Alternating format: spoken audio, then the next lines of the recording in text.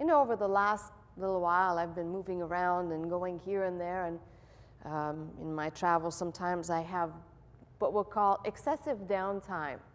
Have Bible, will travel, have notes, have pen, paper, that's all I need. But then there are those times when I can just sit and reflect.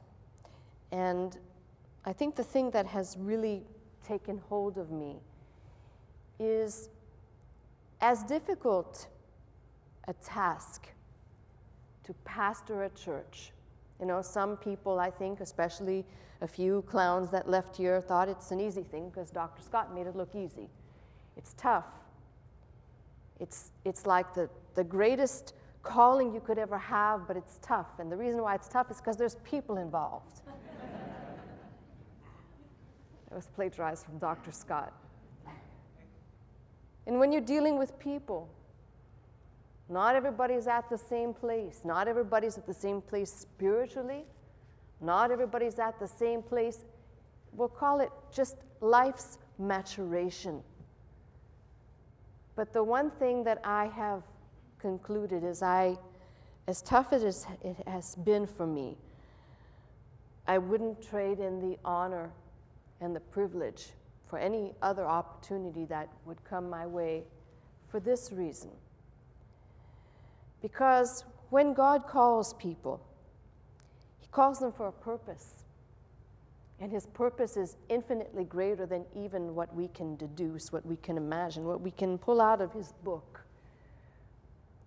And so in part, I get we'll call them little glimpses into a greater plan. And that's what keeps me coming back every single Sunday with expectation, earnest expectation that you will come to the same conclusion that I have come to.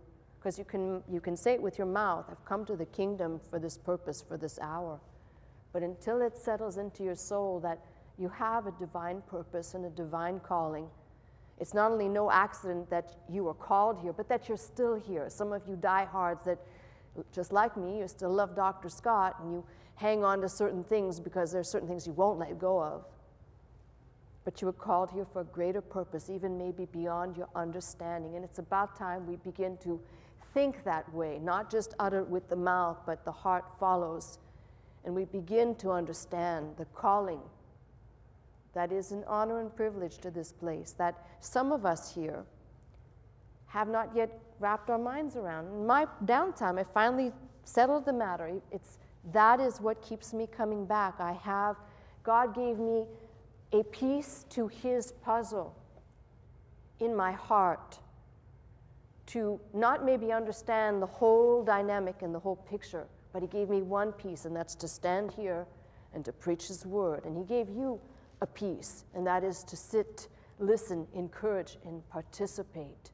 So let us not take this calling lightly, but let's start to see, and you may say, well, I already see the privilege. Well, then enlarge the borders of your seeing to the point where you understand there are some people today, Sunday morning, who could care less about God's word. The most important thing they will do is turn on the TV to watch a game of some sort. That's the most important calling they will have on a Sunday morning. In fact, the most important thing their whole week is geared up for, the big game on Sunday, or whatever it is that is their deification for this one day. And I'm telling you as a congregation, see the honor and the privilege. I'm telling you people who are at home, who live close enough to be here, see the honor and be here next Sunday to show that you understand God's privilege to be in His house where His word is going forth. Am I making myself clear? Good.